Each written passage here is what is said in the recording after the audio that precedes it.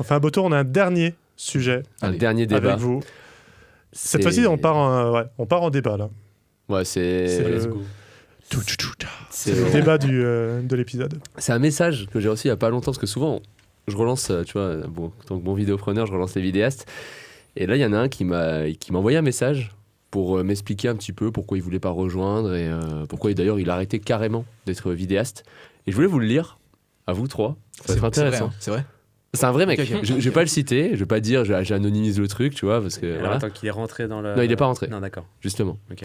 C'est quelqu'un que j'ai juste relancé pour savoir comment ça se D'accord. passait, voilà. Ok. Et il me dit alors, concernant son activité de vidéaste, au cours du temps qui est passé, j'ai essayé de me renseigner sur le métier de vidéaste et surtout le côté concret, c'est-à-dire gagner sa vie. En fait, si on ne fait pas influenceur, c'est-à-dire vendre des formations, des sponsors, c'est ultra compliqué de gagner sa vie. J'ai pu le voir grâce à des vidéos de certains sur YouTube et des questions posées directement. L'influence est 90% du chiffre d'affaires d'un vidéaste. Aussi, plusieurs personnes m'ont dit que c'est une exception. Ceux qui réussissent dans la vidéo et en vivent, c'est ultra galère. Donc voilà, en gros, pour lui, si t'es pas sur YouTube en train de faire influenceur vidéo, c'est mort, tu peux pas gagner ta vie. Et je voulais vous poser ce truc-là, vous en pensez quoi ? Une barrière mentale. C'est des préjugés. Déjà, dans sa tête, ça bougera pas Ouais. pour lui, tu vois. Trop ancré. Faut qu'il se défasse entièrement pour Et- voir ce qui existe vraiment. Ouais. Aller se Ouais. renseigner, poser des questions à Clairement. des vidéastes. Enfin, Des vrais vidéastes. ouais. Mais au-delà de cette personne-là qui, bon, bah, effectivement, je pense que c'est pas possible, tu vois, il va pas bouger. Qu'est-ce que tu pourrais dire par rapport à ça ? Qu'est-ce que vous pouviez dire par rapport à ça ? Sur l'activité de vidéaste ? Est-ce qu'il faut des réseaux sociaux ? Est-ce qu'il faut plein d'abonnés ? Bah moi, je dirais qu'il y a deux catégories, en fait. J'ai toujours catégorisé en deux, moi. Le vidéaste entrepreneur, je vais préciser, le vidéaste entrepreneur et le vidéaste influenceur, qui reste entrepreneur, mais juste pour qu'on comprenne bien un peu Ouais. les deux catégories. Tu as un peu le vidéaste de l'ombre. Je pense qu'on est tous un peu comme ça ici, Ouais. qui bosse en priorité avec l'étude de son client, qui se montre pas forcément trop sur les réseaux ou un petit peu pour sa propre com, mais qui est pas dit influenceur parce que il cherche pas le sponsoring, le placement. On n'est pas dans du mass market, quoi. Ouais, c'est ça. Et le vidéaste influenceur, il y a plein d'exemples de youtubeurs français vidéastes très connus, mais qui font même des podcasts d'ailleurs, qui sont là-dedans et qui vivent d'une communauté, quoi. Donc c'est vraiment deux modèles business différents. Et bien souvent, quand tu prends un axe à fond et que tu fonctionnes en tant que... Je pense que c'est même beaucoup plus compliqué d'accéder à un niveau de revenu stable et cohérent en influence si tu fais pas vraiment de business norme comme on peut le faire nous à côté. Parce que ça nécessite aujourd'hui de percer quand même sur des plateformes qui sont là depuis des siècles et c'est très compliqué. Donc il doit y en avoir moins qui y arrivent en soi. Il y en a qui vont peut-être faire un peu les deux, mais je suis pas sûr que ça soit très périn. Le meilleur modèle pour moi, c'est d'aller prospecter comme on le fait en direct, en one-to-one. Moi, je te rejoins, hein, c'est deux choses totalement différentes. Bah ouais, c'est clair. Pour moi, si tu es influenceur vidéaste, c'est que tu n'as pas le temps pour prospecter à côté et que tu fais que ça à 100%. Genre, tu sors des formations, ça prend un temps de fou. Et oui, tu gagnes ta vie grâce à ça, mais tu n'es pas vidéaste vraiment. Tu n'es pas vidéaste à 100%, tu es juste influenceur. Et pour moi, les gens qui, comme nous, un peu, qui travaillent dans l'ombre, ça fait un peu les côtés. On s'en fout un peu du visu qu'on envoie tant qu'on travaille et qu'on répond aux besoins de nos clients. Et généralement, ceux qui sont dans l'ombre qui font le plus de travail. Parce que du coup, si tu as le temps de monter ton travail, c'est que tu n'as pas le temps de prospecter à côté. Enfin, pour moi, influenceur, c'est totalement différent. C'est, plus tu veux te montrer, plus tu n'as pas de temps pour faire autre chose. Donc, tu fais que tes formations. Ouais, c'est différent. Moi, je sais que c'est pas... Dans une autre industrie, Ouais. Mais non, c'est clair. Mais tu vois, c'est un peu pas la guerre, je vais dire, c'est peut-être un terme assez fort, mais un truc en tout cas. Il y a une sur dichotomie, lequel... en fait, Ouais. qui est vraiment présentée. Il y en a qui font les deux. Il y a comment il s'appelle, Charles Schill. Ah, Ouais, c'est typiquement, comme lui, ça. il arrive à faire les deux.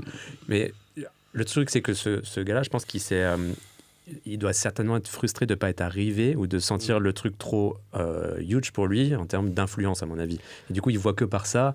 Et peut-être que, du coup, il a baissé les bras tout simplement parce qu'il n'a peut-être pas été conscient du potentiel business dans le modèle qu'on suit nous.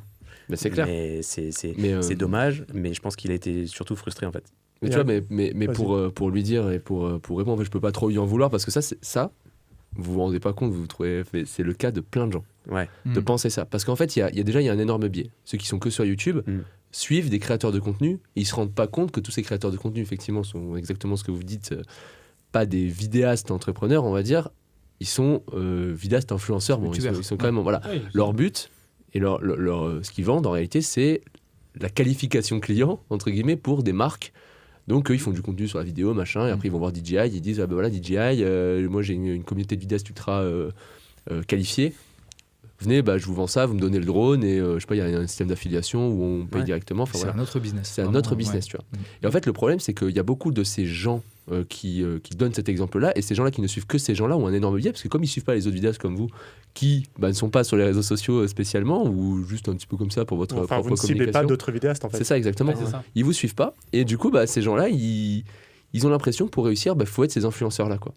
Et c'est un peu ce que je commençais à dire, que c'est pas j'ai dit guerre, mais c'est peut-être un terme un peu fort, mais c'est un petit peu ce truc-là contre lequel on essaie de lutter de plus en plus avec Antoine, c'est d'expliquer qu'en fait, il y a une autre voie. Et que la voie qu'on te donne sur YouTube de créer du contenu, faire ce genre de contenu-là, c'est pas ça, en fait, qui va t'emmener à faire des vidéos pro. C'est une méthode qui est beaucoup plus simple, en fait.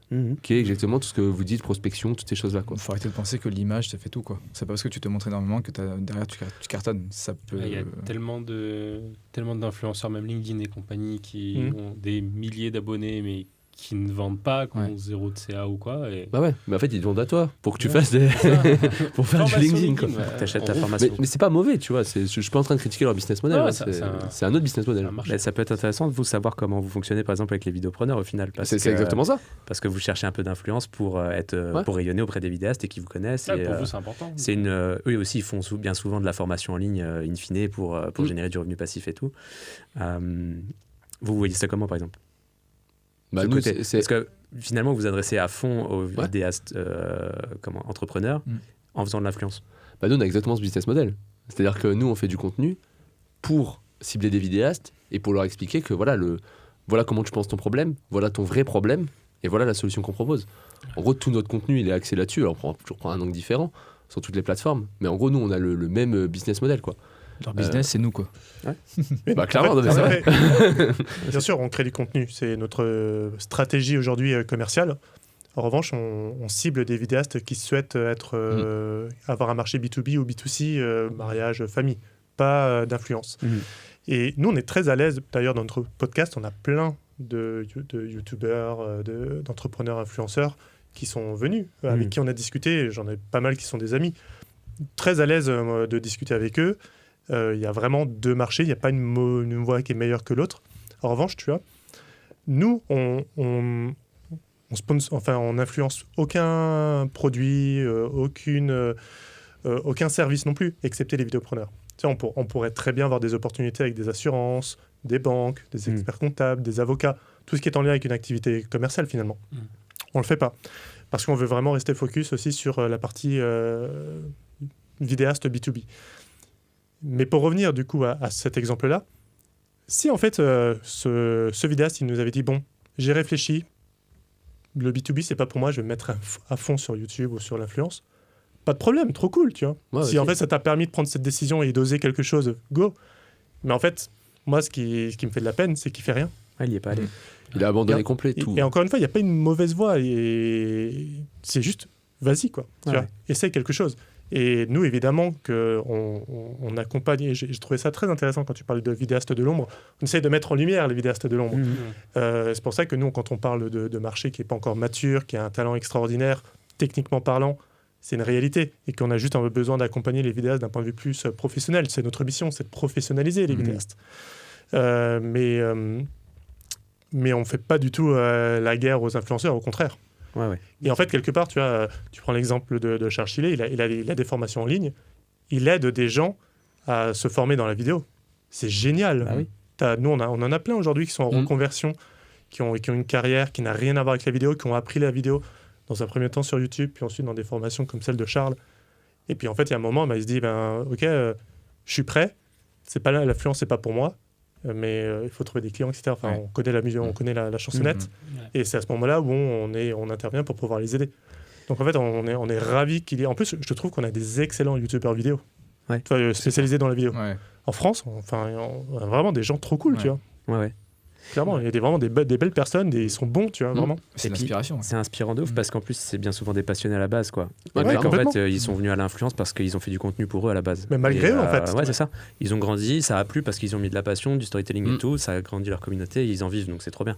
Mais d'ailleurs, je pense qu'il y a un peu une différence entre les deux pôles aussi, c'est que ça m'a un peu marqué, moi, d'entendre dire la qualité de contenu, ça m'intéresse pas tant. En fait, juste que le client soit content, c'est cool. Et le business, c'est first, quoi. Et ça m'a un peu choqué presque. Non, ce coup, Ouais, ça m'a un peu choqué parce que moi, j'aime bien associer les deux, tant qu'à faire. Et puis aussi, en termes d'image de marque personnelle, refléter. Tu vois, tu parlais du showreel. Moi, j'aime bien que mon showreel représente juste mon identité graphique. Donc, je le fais juste. Tu vois, c'est un montage simple, mais avec les images dont je suis le plus fier pour montrer voilà, ce qu'on peut faire, c'est ça. Ouais. Mais, pardon, vas-y.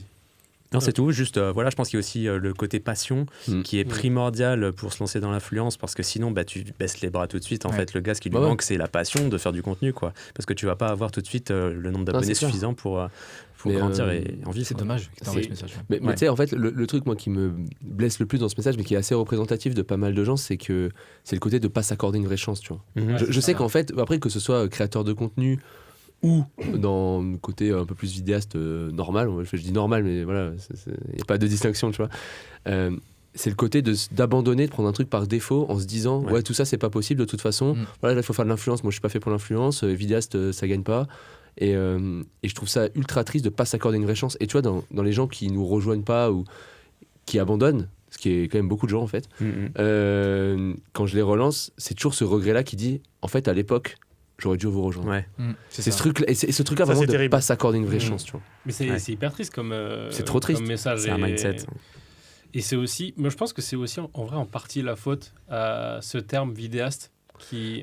C'est un marché pas mature, tu vois. Ce qu'il disait. Et tu vois, tout de suite on va pour moi accorder plus de entre guillemets plus d'opportunités, par exemple, au terme réalisateur ou ci ou ça. Chef-op, réal. C'est plus identifié tout de suite. C'est plus identifié. Et donc, du coup, typiquement, tu vois, quand on va dire un réalisateur, un chef-op ou quoi, en fait, il n'y a pas que l'influence, il n'y a pas que le bidouille qui sort.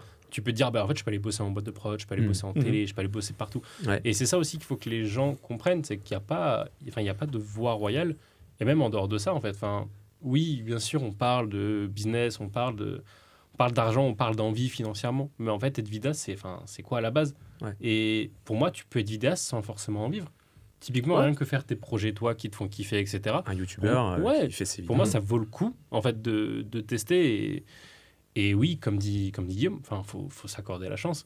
En général, moi, parce que cette question-là, je l'ai eue parce que j'ai été formateur pendant 2 ans en montage vidéo. Et j'ai eu plein d'étudiants qui m'ont posé cette question-là, et notamment la question aussi vis-à-vis de l'IA. Est-ce que mon métier a du sens, est-ce que ça vaut le coup que je me lance là-dedans, etc. Est-ce que je vais réussir à en vivre? Et il y a toujours ce malaise. Et j'aimerais pouvoir dire oui, vous allez en vivre. Et en fait, oui, tu peux en vivre si tu te donnes les moyens, si tu te donnes à fond. Parce que pour moi, la chance, c'est pas un facteur complètement aléatoire. C'est qu'en gros, tu peux pas. C'est un multiplicateur. C'est-à-dire qu'en fait, tu peux pas avoir de chance si tu ne fais rien. Par contre, c'est pas parce que tu fais des choses que ça va forcément proc à un moment précis. Mais du coup, en fait, il faut itérer. Et je pense que c'est aussi le problème de ces gens-là. Et moi, je l'avais quand j'avais des étudiants, c'est ce côté. En fait, on veut tout dans l'instantané. Et ils voient pas tout le chemin qu'il y a à faire. Il n'y a pas toutes les galères. Et c'est pour ça, en fait, c'est une aventure. Il faut pas penser que à la destination finale, mais c'est vraiment l'aventure. C'est se dire, OK, je prévois 6 mois, 9 mois de salaire ou quoi. Ou alors j'ai 2 jobs en même temps, je mange des pâtes au beurre, etc. En vrai, le chemin, il est pas si beau, mais il est kiffant.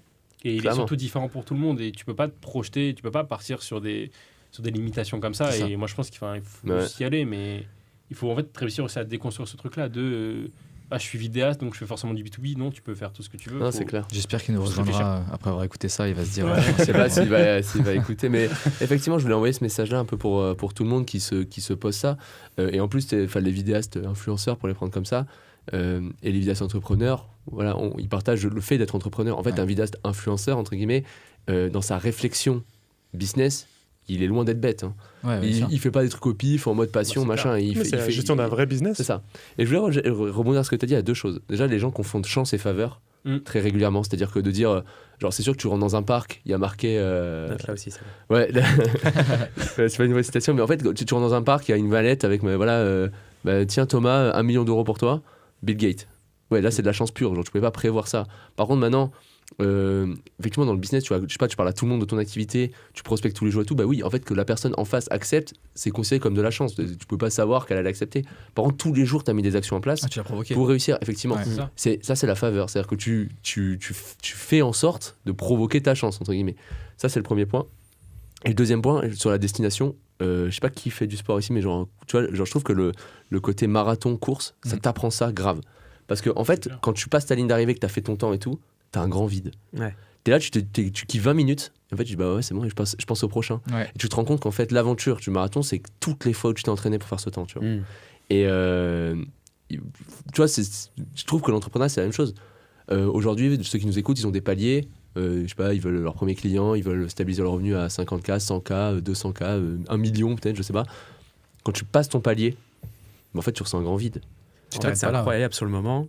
Et C'est tout de ça. suite après, tu as un autre objectif. Et quand tu atteins l'autre, en fait, l'ancien, Exactement. il est derrière. L'argent, c'est pas une finalité, c'est un outil. Donc, dès que tu as ta 100K, tu vas faire bon, avec ces 100K, qu'est-ce que je peux faire? Tu vas monter et.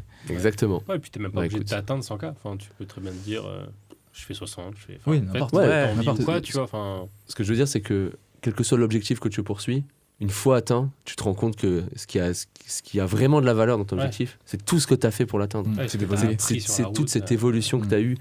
Pour prendre la question de l'entraînement, bah, tous les entraînements que tu as fait, quand tu es sorti sous la pluie, que c'était dur, quand tu étais fatigué, mais tu es quand même allé. Dans l'entrepreneuriat, ça va être tous ces doutes que tu as réussi à surmonter, tous ces moments où tu as pris des décisions difficiles. C'est tout ça. Et c'est pas parce que ça n'a pas marché maintenant que ça marchera pas aussi plus tard. Il y a un grand, j'ai plus le nom de ce salon aux US qui se fait sur les technologies, etc. Et en fait, ils ont, je crois, un musée des technologies, mais qui n'ont pas marché. Ouais, parce qu'en fait, elles étaient arrivées trop tôt sur le marché et du coup, ça a pas fité. Ouais. Trop bien. Et en vrai, bah, je trouve que ça, c'est une super leçon parce que dans ce musée, tu vois des choses que maintenant on utilise. Et en vrai, je pense que c'est exactement ça aussi. Peut-être qu'à un instant T, voilà, t'es pas prêt, ok, mais tu vas apprendre des choses, ça va te faire grandir, même humainement, ne serait-ce que de tester. Et plus tard, en vrai, quand tu vas te relancer, tu vas dire, mais en fait, je peux le faire. Ou alors des opportunités vont se faire, mais il faut le tester. C'est vrai qu'on a failli être dans ce musée, nous.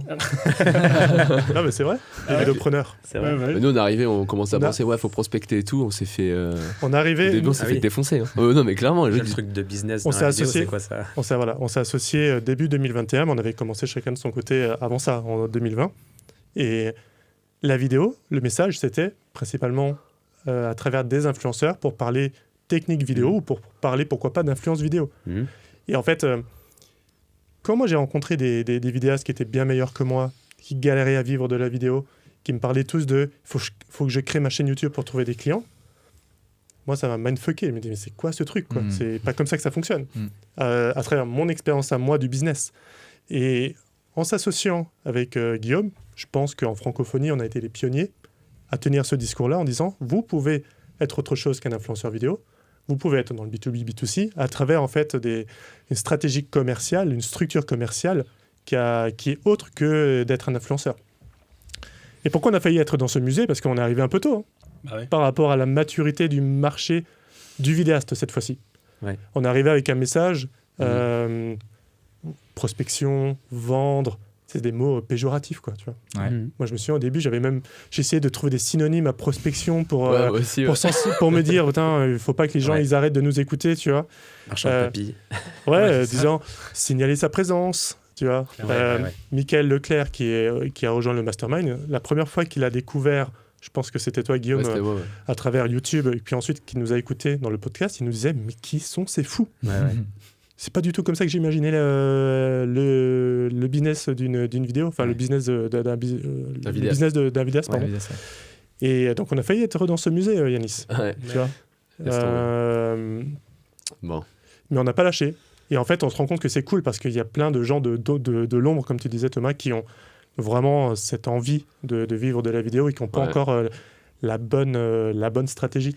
Ouais, puis il faut aussi rappeler qu'on n'en parle pas souvent finalement, c'est que ok, peut-être qu'en analysant un peu, et nous on le sait, on le voit, on peut vivre confortablement de la vidéo, déjà d'une. Il faut le rappeler à ceux qui ont des doutes de ça. Complètement. Et pas forcément écouter le banquier qui va te dire c'est un métier précaire parce que tu es freelance. Tu sais, le mot freelance déjà, ça peut faire un peu flipper. Et puis, je voulais dire une dernière chose là-dessus, ça m'échappe. Donc je vais m'arrêter là. Si ça revient, n'hésite pas. Ouais. On a fait un bon tour là. On a fait un bon tour. Il va falloir qu'on recharge les batteries, je pense. Exactement, on va recharger les batteries. Peut-être avant que l'on se quitte, nous dire où est-ce qu'on peut vous retrouver sur les réseaux sociaux. En tant qu'influenceur. Si on souhaite communiquer avec vous, voilà, je suis un vidéopreneur qui écoute ce podcast. J'ai envie de parler avec toi, Yanis. Où est-ce que je peux te retrouver ? Principalement LinkedIn en vrai. J'ai pas encore ouvert le reste. Donc, Le mec il prouve qu'il a Ouais, peur. c'est ça. T'as détruit une croyance directe. Moi je suis pas dans les réseaux sociaux, j'ai LinkedIn vite fait. Bon. Faut que je fasse un Insta.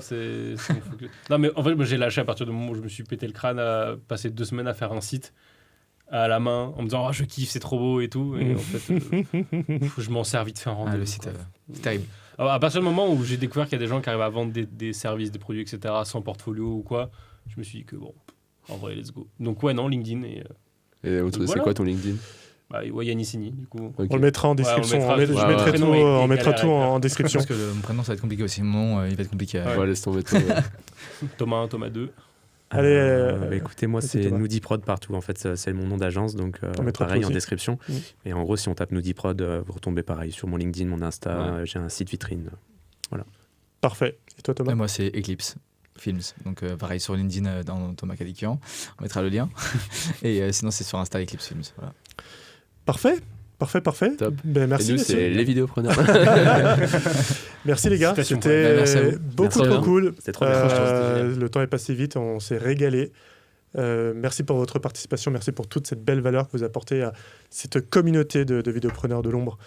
Merci Guillaume. Et merci Antoine. On se retrouve jeudi prochain pour un nouvel épisode. On a 10 épisodes d'avance, donc on peut être aisément dire qu'on pourra vous retrouver jeudi prochain. À bientôt tout le monde, merci, c'était trop cool. Ciao. Merci. Ciao. Ciao.